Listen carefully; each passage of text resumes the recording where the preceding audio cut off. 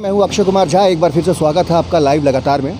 इससे पहले हमने बीजेपी के प्रदेश प्रवक्ता के सामने चंद सवाल रखे थे। वो जो सिर कटी महिला का शव मिला है और जो किशोरगंज में सीएम के काफिले पर जो हमला हुआ था, उसी को लेकर के अब हम जीएमएम के प्रवक्ता मनोज जी के साथ हैं। मनोज जी नमस्ते। धन्यवाद।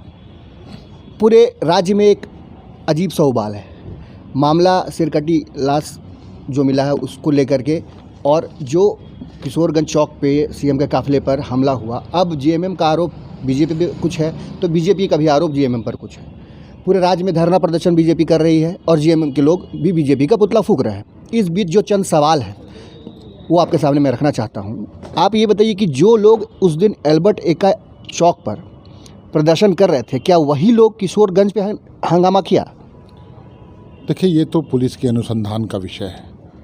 वीडियो फुटेज देखा जा रहा है और उसमें लोगों को चिन्हित किया जा रहा है कि कौन से लोग उपस्थित थे और एल्बर्ट एक्का चौक पर कौन लोग उपस्थित थे। और मुझे लगता है पुलिस बहुत ही त्वरित कार्रवाई और चुस्ती के साथ लगी हुई है, क्योंकि घटना बहुत बड़ी है। आपने किसी व्यक्ति के ऊपर नहीं, बल्कि एक संस्था, एक इंस्टीट्यूशन के ऊपर, सीएम के ऊपर आपने हमला करने का प्रयास किया। जो हम लोगों को खबर है, हमला सुनियोजित था, षड्यंत्र था और कहीं न कहीं हमले की भीड़ की आड़ में सीएम को क्षति पहुंचाने की मानसिकता नज़र आ रही थी।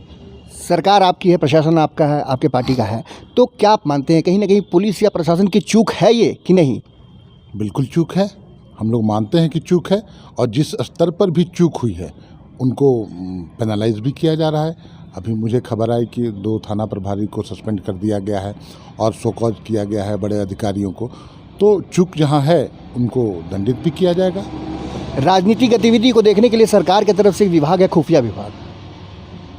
खुफिया विभाग आपका क्या कर रहा था? क्या उन्हें जानकारी नहीं थी कि इतनी बड़ी घटना सीएम के काफिले के साथ हो सकती है?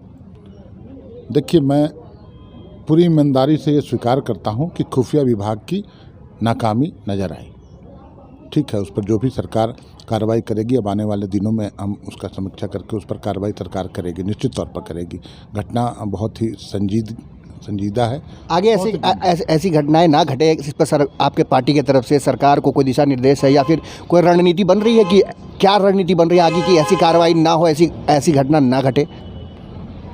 देखिए, ऐसी घटना न घटे इसके लिए पुलिस प्रशासन पूरी तरह से अब चुस्त दुरुस्त हो गई है और कहीं ना कहीं एक कॉन्फिडेंस था प्रशासन में कि इस तरह की घटना भारतीय जनता पार्टी के लोगों के द्वारा अंजाम दिया जाना, ये सहसा विश्वास नहीं होता है। एक राजनीतिक पार्टी, राष्ट्रीय पार्टी के कार्यकर्ता इतने उदंड होंगे और अपराधियों का सहयोग लेकर जान माल की हानि तक पहुंचाने की सोच सकते हैं, और वो कवायद उन्होंने किया।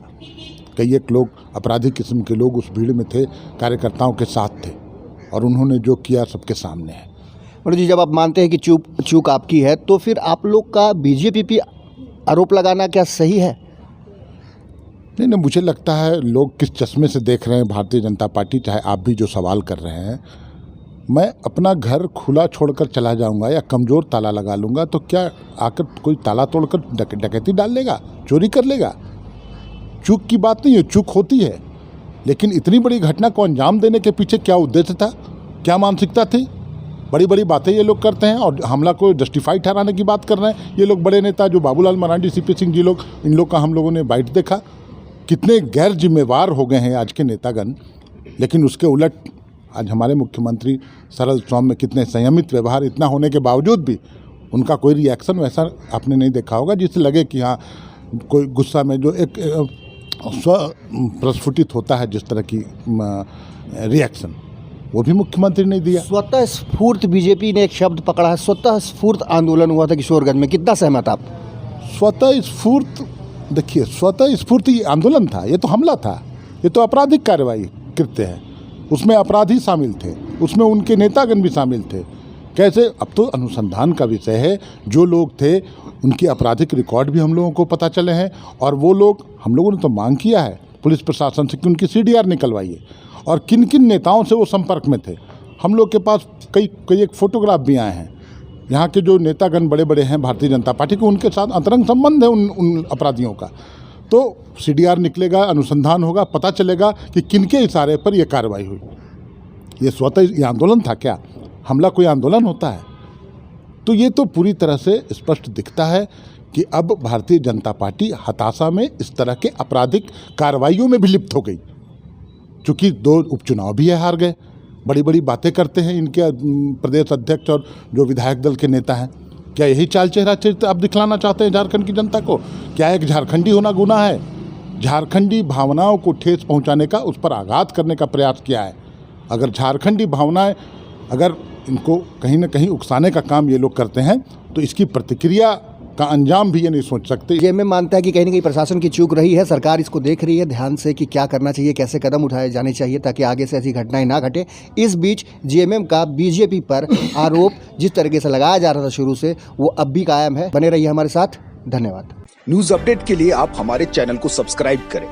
आप हमें फेसबुक और इंस्टाग्राम पर भी फॉलो कर सकते हैं। बने रहे लगातार .in के साथ।